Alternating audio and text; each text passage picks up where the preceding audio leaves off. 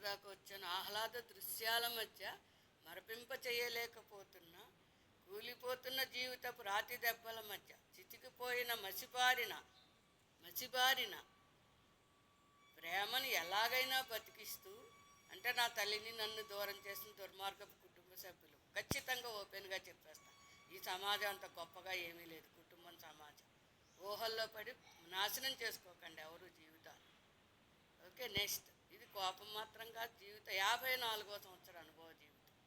ప్రేమను ఎలాగైనా బతికిస్తూ సాహిత్య అభిమానుల మనసుని ఆనందపు ఉయ్యాలలో ఊపాలని ఉంది. ఒక మంచి కవిత రాయాలని ఉంది. తెగిపోయిన హృదయ వీణను సవరిస్తూ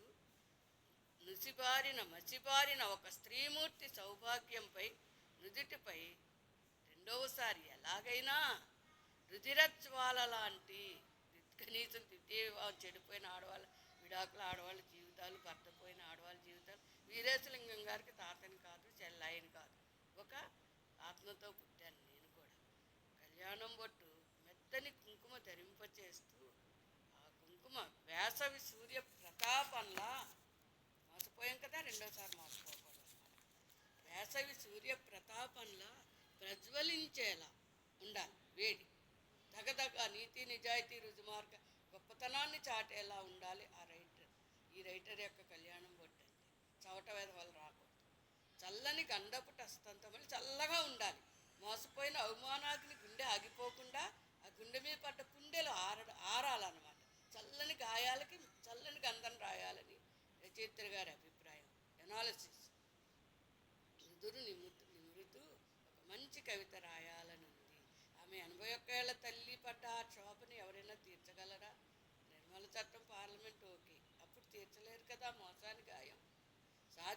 సాధించబోయే లక్ష్యాన్ని పట్టించుకోకుండా గుండుపై కారం చల్లినట్లుగా గత గాయాన్ని గుర్తు చేస్తూ నెమ్మదిగాను గట్టిగాను మాట్లాడే ఎదుటి హృదయాలను కడిగి వేయాలనుంది. నీలో ఏముందిరా మంచి చెడు నువ్వు చూసుకో. ఎవరు మంచి చెడు వాళ్ళు చూసుకోవాలి, పక్క వాళ్ళ జోలికి రాకండి. సాహిత్యానికి చదువుకి స్త్రీ పురుష భేదాలు అంటగడుతున్న కొందరు మనుష్యులను, వారిలోని తేడాలను నిలదీయాలని ఉంది. నిజం నిలకడ మీద తెలుస్తుందిలే అని ప్రతిభకు పదును పెడుతూ నవరసాలొలికించగల ఒక గొప్ప కవిత, ఒక మంచి కవిత నాకు రాయాలనే ఉంది. నిర్భయ నా విజేతశ్రీ రైటర్ గారి అవమాన గాయాల్లోంచి వచ్చిన పెళ్లి మోసం గాయం, సరే విడాకులై దరిద్రం వదులుచుకున్నా, ఆ హృదయం తిన్న గాయంలోంచి